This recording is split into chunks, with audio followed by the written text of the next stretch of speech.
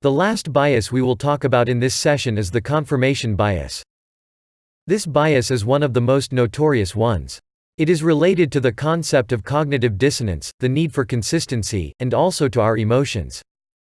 Officially, it is defined as the tendency to search for, interpret, favor, and recall information in a way that affirms one's prior beliefs or hypotheses.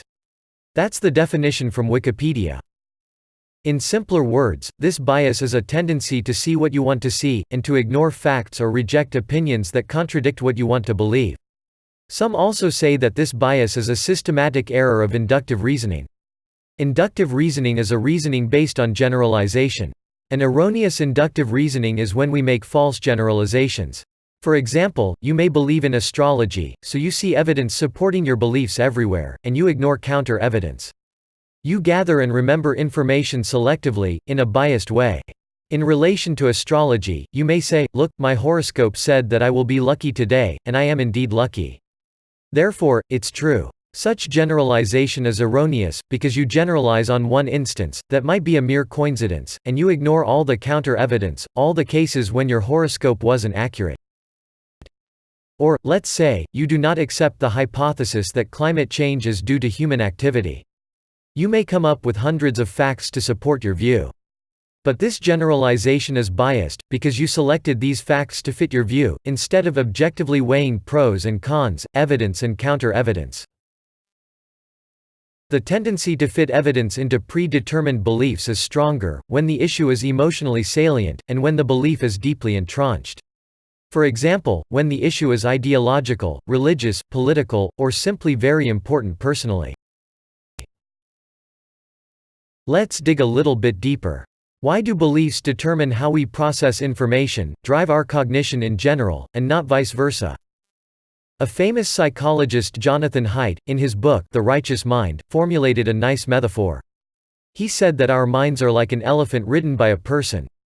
An elephant represents our primary instincts and emotions, often evolutionary determined, that determine our beliefs. The elephant is big and strong. The rider represents our rational consciousness. The rider is more intelligent, but it cannot compete with the elephant in strength, but he can direct the elephant. But the elephant has huge impact on the rider too. If the elephant leans, driven by instincts, for example towards food on the ground, the rider will lean too. There is little that the rider can do to tame and control the huge beast. The question is, who serves whom? And the answer is, they serve each other. At times the elephant goes where the rider says, but at times, and very often, the rider follows the elephant. So, we all have this elephant in us, the one that in a very primeval way leans towards what it wants. And the rider has to be very strong and professional, for us to stay objective and scientifically minded. You can also put it this way. People have a fundamental need to live in an explained world. If you don't have an explanation to a phenomenon, let's say a lightning, you need to come up with one.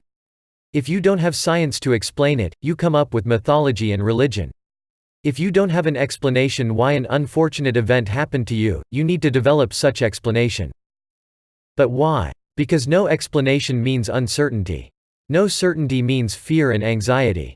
A world where you cannot explain what is happening and why, is a very scary world to live in. Therefore, confirmation bias is deeply rooted in our nature, evolutionary determined. It represents an opposition of two selves. On the one side, a mythological self that tends to believe and stick to its beliefs.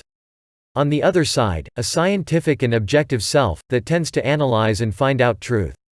For certain evolution-related reasons, the mythological self is still stronger.